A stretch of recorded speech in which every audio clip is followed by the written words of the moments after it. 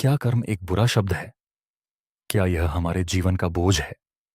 या फिर क्या यह हमें आगे बढ़ने का रास्ता दिखाता है? यह सवाल ऐसे हैं जो बहुत से लोग खुद से पूछते हैं, और इनके जवाब ढूंढने के लिए हम गहराई से सोचने की कोशिश करते हैं। कर्म की शुरुआत और उसके प्रभावों पर पहले चर्चा हो चुकी है, लेकिन इस लेख में हम यह सवाल उठाएंगे कि कर्म को कैसे खत्म किया जा सकता है और क्या हमें सचमुच इसे खत्म करने की आवश्यकता है। कर्म एक आवश्यक प्रक्रिया या बंधन। हमारे जीवन में कर्म का बहुत महत्व है। यह हमारे भौतिक और मानसिक अस्तित्व का आधार है। जब हम कर्म की प्रक्रिया के बारे में सोचते हैं तो अक्सर यह सवाल आता है कि क्या यह हमें बांधता है या हमें मुक्त करता है। दुनिया के कई धार्मिक संस्थानों ने मनुष्य को स्वाभाविक रूप से अशुद्ध और पापी मानते हुए कर्म को एक ऐसा अभिशाप बताया है जिससे मुक्ति की आवश्यकता होती है। लेकिन क्या वाकई ऐसा है? कर्म का वास्तविक उद्देश्य क्या है? क्या यह केवल एक दंड की प्रक्रिया है, या यह हमारी मानसिकता और जीवन को सुधारने का एक साधन हो सकता है? जवाब बहुत सरल है। कर्म एक साधन है, लेकिन इसके साथ बंधन तभी होता है जब हम इसे समझने और इसका सही तरीके से पालन करने में चूक जाते हैं। कर्म का दृष्टिकोण सकारात्मक या नकारात्मक? जब हम अपने कर्म को केवल पूर्वाग्रह और स्मृति से देखना शुरू करते हैं तो वही कर्म हमें बोझ और परेशानी का कारण लगने लगता है। उदाहरण के लिए, अगर हमने अतीत में किसी से बुरा किया है तो हमें हमेशा यही लगता है कि वह कर्म हमारे लिए नकारात्मक रहेगा और हमारे जीवन को प्रभावित करेगा। लेकिन क्या ऐसा है? कर्म न तो अच्छा है और न बुरा। यह सिर्फ एक प्रक्रिया है। इसका महत्व तब बढ़ता है जब हम इसे समझने की कोशिश करते हैं और यह महसूस करते हैं कि यह हमारे जीवन के अनुभवों का एक अहम हिस्सा है। जो कर्म हमें अतीत में किया हुआ लगता है वह केवल एक याद बन जाता है, और वही कर्म हमें भविष्य में बदलने का अवसर देता है। इसलिए कर्म न तो अवशेष है, बल्कि यह एक नया अनुभव है जो हमारी सोच को आकार देने में मदद करता है। स्मृति और कर्म बंधन की शुरुआत। स्मृति का हमारे जीवन में गहरा प्रभाव है। यह हमारे कर्म को परिभाषित करती है और हमें यह बताती है कि हमने अतीत में क्या किया। लेकिन स्मृति का प्रभाव केवल तब तक होता है जब तक हम इसे अपनी पहचान का हिस्सा बनाकर नहीं देख लेते। जब हम स्मृति को अपनी सीमाओं में बांध लेते हैं तो हम अपने कर्म को भी एक निश्चित दायरे में रख लेते हैं। इस स्थिति में कर्म हमारी स्वतंत्रता की जगह एक जाल बन जाता है।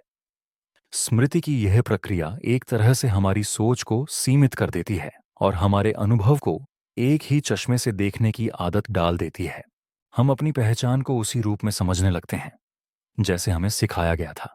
लेकिन यदि हम इस दृष्टिकोण से बाहर निकलकर देखें तो हम पाएंगे कि कर्म हमारे लिए बदलाव और सीखने का एक अद्भुत स्रोत हो सकता है। कर्म का नया दृष्टिकोण स्वतंत्रता की ओर। आप सोच रहे होंगे कि फिर आखिरकार हम अपने कर्म को कैसे बदल सकते हैं। इसका सबसे सरल और प्रभावी तरीका यह है कि हम अपनी सोच और दृष्टिकोण को बदलें। हमें अपने कर्म को एक दायित्व के रूप में नहीं देखना चाहिए, बल्कि इसे एक अवसर के रूप में देखना चाहिए। जब हम कर्म को इस तरह से समझते हैं तो हम पाते हैं कि यह न केवल हमारे जीवन में बदलाव ला सकता है, बल्कि यह हमें स्वतंत्रता की ओर भी ले जा सकता है। प्राचीन ऋषियों के अनुसार जब हम अपने कर्म को शुद्ध करते हैं और उसे बिना किसी पूर्वाग्रह या स्मृति के देखते हैं तो हम जीवन को उसके वास्तविक रूप में देख सकते हैं।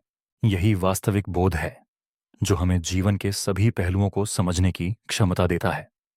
यह समझ हमें न केवल कर्म से मुक्ति दिलाती है, बल्कि हमें जीवन की गहरी सच्चाई से भी जोड़ती है। एक प्रेरणादायक कहानी कर्म और मुक्ति। अब एक कहानी पर विचार करते हैं जो इस दृष्टिकोण को और स्पष्ट करेगी। यह कहानी एक छोटे से गांव के लड़के की है जिसका नाम अर्जुन था। अर्जुन का जन्म एक गरीब परिवार में हुआ था और उसके पास केवल एक सपना था, दुनिया का सबसे अच्छा धनुर्धर बनना।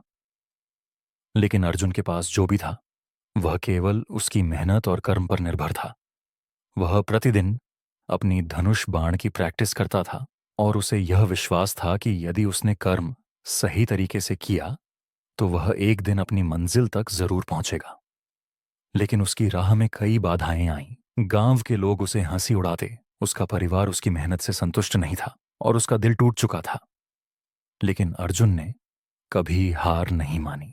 एक दिन उसे एक महात्मा मिले जिन्होंने उसे बताया कि कर्म का सही अर्थ यही है कि आप अपने कर्म को बिना किसी परिणाम की चिंता किए पूरी निष्ठा से करें। अर्जुन ने उन शब्दों को समझा और अपनी प्रैक्टिस में एक नई ऊर्जा पा ली। अंत में अर्जुन ने अपनी कठिनाइयों को पार करते हुए अपने लक्ष्य को हासिल किया, क्योंकि उसने कर्म को केवल एक साधन नहीं बल्कि एक मार्गदर्शन समझा था। इस कहानी से हम यह सीख सकते हैं कि कर्म हमारा बंधन नहीं है, बल्कि यदि हम इसे सही दृष्टिकोण से देखें तो यह हमें हमारी मंजिल तक पहुंचाने का साधन बन सकता है। कर्म न तो बोझ है न बाधा, यह केवल एक प्रक्रिया है जो हमें अपने भीतर की शक्ति और क्षमताओं को जानने का अवसर देती है। कर्म को सही तरीके से अपनाकर हम अपने जीवन की सच्ची मुक्ति पा सकते हैं, और यही जीवन का सबसे बड़ा लक्ष्य है। संक्षेप में, कर्म न तो एक बुरा शब्द है और न ही एक बंधन। यह हमारे जीवन का एक अहम हिस्सा है जो हमें आत्मज्ञान और स्वतंत्रता की ओर मार्गदर्शन करता है। कर्म के साथ हमारा रिश्ता तब तक असंतुलित रहता है जब तक हम इसे केवल स्मृति और पूर्वाग्रह से नहीं देखते। लेकिन जब हम कर्म को सही दृष्टिकोण से समझते हैं तो यह हमें जीवन के असली उद्देश्य की ओर मार्गदर्शन करता है।